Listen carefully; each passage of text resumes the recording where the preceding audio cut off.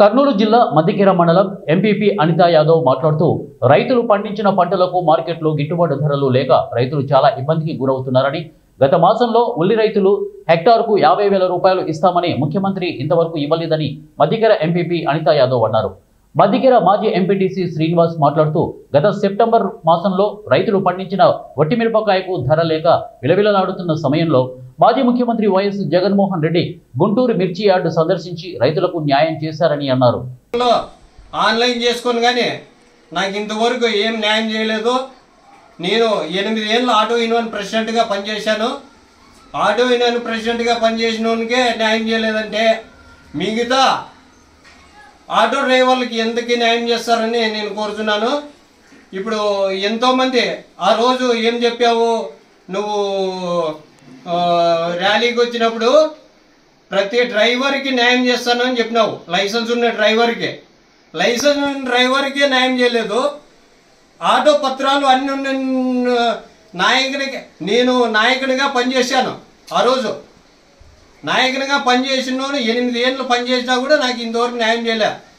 Online చేయించుకున్నావు, ఇంతవరకు ఎందుకు డబ్బులు పడలేవు?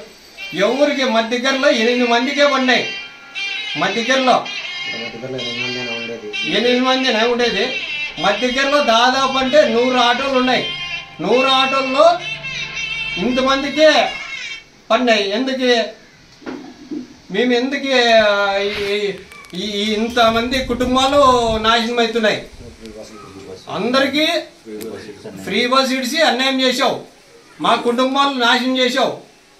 ఎందుకే ఈ కుటుంబాలందరికీ ఏ న్యాయం చేసావో చూడండి. జగన్ ప్రభుత్వంలో మాకు ప్రతి సంవత్సరము 10,000 రూపాయలు తీసుకున్నాము. మేము ఇంత అన్యాయం చేస్తామని అనుకోలేదు.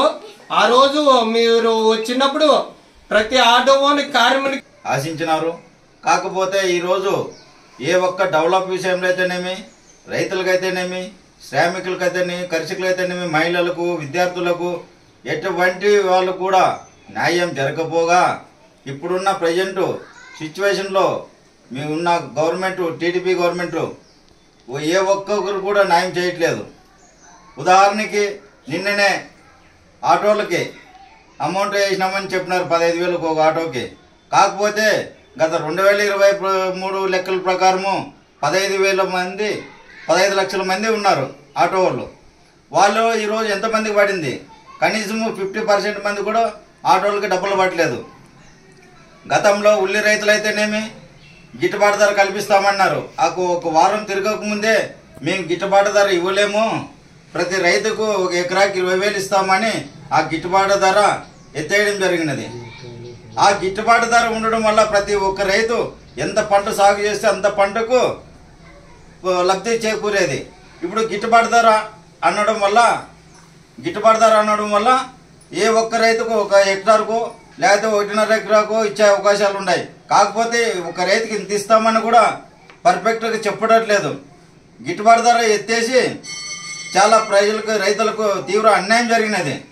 కాబట్టి ఇంతవరకు రైతులకు ఎకరాకి 20,000 ఇస్తామన్న అమౌంట్ కూడా ఇంతవరకు ఎక్కడ ఆచూకీ లేదు. దానికి సంబంధించిన వాటి ఆచూకీ లేదు. ఉన్న ఫోటోలు తీసుకొని వెళ్ళినారే తప్ప వ్యవసాయ అధికారులు ఇంతవరకు ఏ ఒక్క రైతు కూడా ₹1 పడిన పాపాన లేదు.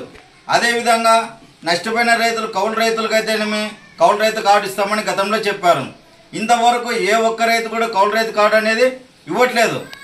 కౌలు రైతు కార్డు ఇవ్వకపోయినందువల్ల ఒక రైతు కౌలుకి ఇచ్చిన రైతు, కౌలు రైతులకైతేనేమి ఆధార్ నంబర్